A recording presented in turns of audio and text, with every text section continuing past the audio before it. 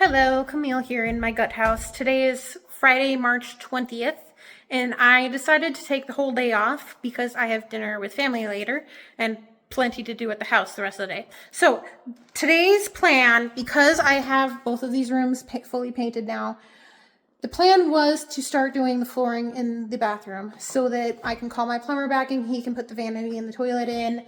I did text my electrician already, and he is going to come back next week to finish the electrical in both of these rooms, and then I would be able to move in, right? Well, we may have changed plans. So the original plan for the whole house was to basically do one room at a time so that it's a lot easier to manage. But the problem with that, if I move in and then do one room at a time, sure, we can plastic off the doorways, but there's still going to be a lot of drywall dust getting through that. And, my dogs are going to be around, so it's so stressful on them. So the new plan is to send it. Just do everything. Of course, that means I can't move in yet, but I'm living at my parents' house, so I'm fine. Of course, I can't move in yet, which is sad, but it's better overall plan because then, yes, the mess is going to be way bigger, but I'm not living here, so it's not going to be getting in all of my belongings and everything. I'll remove all of the drywall off of all of the rest of the rooms. I'll talk to you about this room in a moment. Then do electrical for the whole thing, do insulation for the whole thing, and then redo the drywall for the whole thing. According to Google, my contractors might like that better too. Rather than coming back 4 separate times, come back one time and do the whole thing. And it might even be cheaper on me because it's only one project, not 4 separate smaller projects. Insulation, so we did spray foam in these 2 rooms on those exterior walls just because we were already paying a contractor. So there was already labor involved with the rock wool insulation. And then so we did out the math on the rock wool insulation plus labor, and it was only a couple $100 cheaper than spray foam plus labor.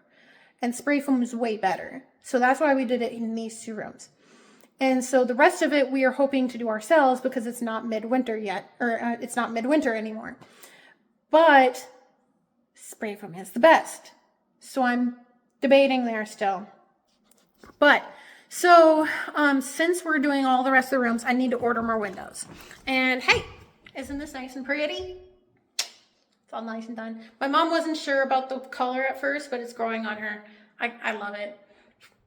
But so these 2 windows we ordered at Muse Lumber. And so I need 2 more of the exact same windows for this room. But this room has a different size window. So we have been looking at egress requirements for windows. Casement windows are way easier to be egress compliant because the entire thing opens. So egress, real quick, because when I've been talking to people lately, they're like, but it's not a basement.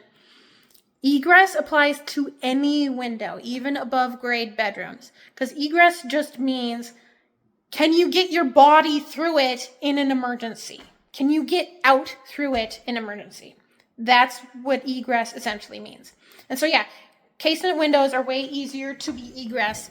You only need 1 egress because this one is not egress compliant, but you have at least 1 per bedroom.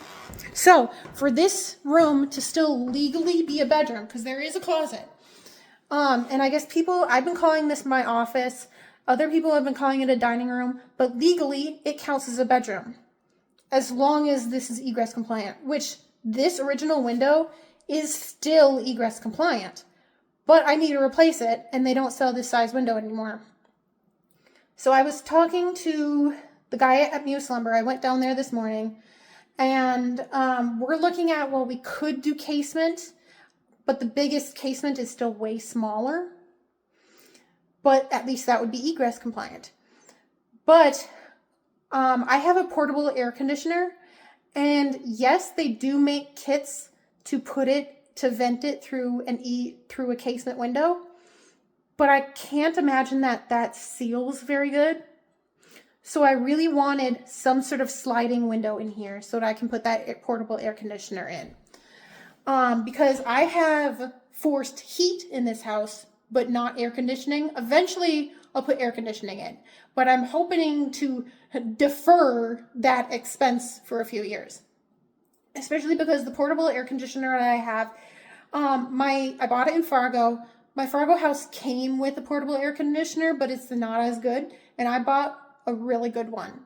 So the crappier one I left in Fargo, but the good one I took with me. So I can make that work as long as I have a sliding window. So we're looking, because of the size of the window, we're looking at either a single hung or a double hung. Single hung means only the bottom is able to move. Double hung means either one of these can move. And my understanding is the main benefit to a double hung window is that so that you can easier clean the outside of the window from inside the house. But a couple of notes there. Double hung is a little bit pricier. My first house had double hung windows. I lived there for like 6 or 7 years. I'm pretty sure I never once cleaned the outside of the windows. And so number 3, it's a 1-story house. If I do ever feel like cleaning the outside of the windows, I can put a step ladder outside and easier clean them. So because we decided on a single hung window here. We don't want to have to redo the framing, but the bottom framing is way easier, is easy to do. As long as the width of the window is the exact same, we don't have to touch the sides or the top. And that's what we found. He found a window that's the exact same width, but is 57 inches tall. This one's only 45. So yes, we have to move that bottom 2x4 down, but we don't have to touch the rest of it. That's easy enough. So because I am doing a single hung here, I'll go with a single hung here because I wanted the exact same relative style for both of these two windows because they're relatively close to each other. And this window, they do still have the exact size. So we're good there.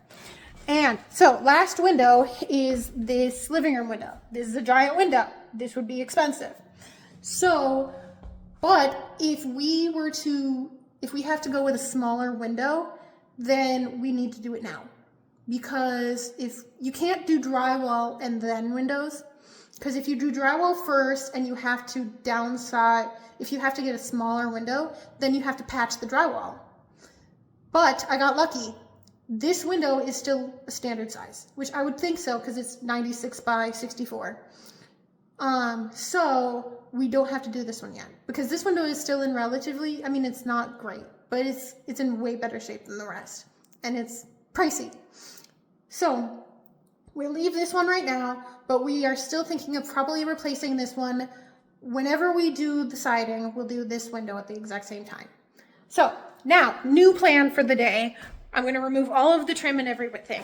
I'm going to start with this window because I'll make sure for 100% what the full size of the window is after removing the trim so that my Muse guy can order my windows. But then I'll remove the trim everywhere so that we're ready to remove the drywall. In this room, I'm debating though. My original plan was to remove the wallpaper. So I bought a wallpaper scorer from Home Depot. And then I changed my mind because it's like, no, let's just remove the drywall everywhere. Well, now I'm thinking again, I'd save a lot of money by reusing this drywall because this room is in good shape. We still have to remove the outside wall so that we can do the electrical and the insulation and the window and everything. But for these walls, and especially like access to electrical, this wall is going to be open on the other side. The bedroom on the other side, that drywall is in bad shape. This wall, I'm doing a lot more electrical and stuff in the living room, so it's going to be open on the other side.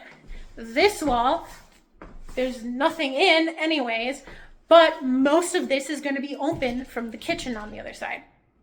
So we're good here. So I ordered a cheap wallpaper scorer on Amazon that should come in today. So if I'm able to get the rest of this drywall or this wallpaper off, maybe we're thinking about it. And yeah, because we don't want to remove the drywall on the ceilings because that's a big mess. That would be a way bigger project. So last thing that I'm going to mention in this very long video, my design plan a little bit in relation to the drywall. So we did a light orange peel walls in this room. And so when they did this little bit of hallway and they redid this wall, they did the orange peel as well. But the ceiling is completely smooth. My plan in my master, this is going to be my like retreat, my showcase room as Google was calling it. I am going to do, because I'm keeping the ceilings, I am going to pay them to skim coat the ceiling. You can't tell in the video that this has texture because it's very, very, very light. But I want that perfectly smooth for my style idea. So I'm going to pay them to skim coat the ceiling. When I redo the drywall on the walls, I am thinking about going perfectly smooth walls in here as well. And so my idea in here, I'm dipping my toes into color drenching. I've kind of been wanting to try it because I've seen pictures and videos and it looks amazing. But I'm not doing true color drenching because, at least for now, I'm going to leave all the trim on the windows, the doors, the floor, the outlets, the vents. All of those are still going to be white. Because true color drenching means every single thing is the wall color. So all four of my walls and my ceiling are going to be, drumroll, Bare Hidden Gem. It's their color of the year. Go ahead and look it up. It is dark, but it's a lovely, moody, dark green. And I love it. Especially I'm going to have gold accents and with my furniture. It's going to look amazing. It's going to look amazing. But so that's a little bit pricier though. So I'm still going to do orange peel everywhere else. Hopefully they're not going to touch the ceilings though. They'll leave the ceiling the minimal texture that it is. But I think that's all I got for now. I've tried redoing this video a couple times to get it shorter and I'm sorry I failed. But have a nice one.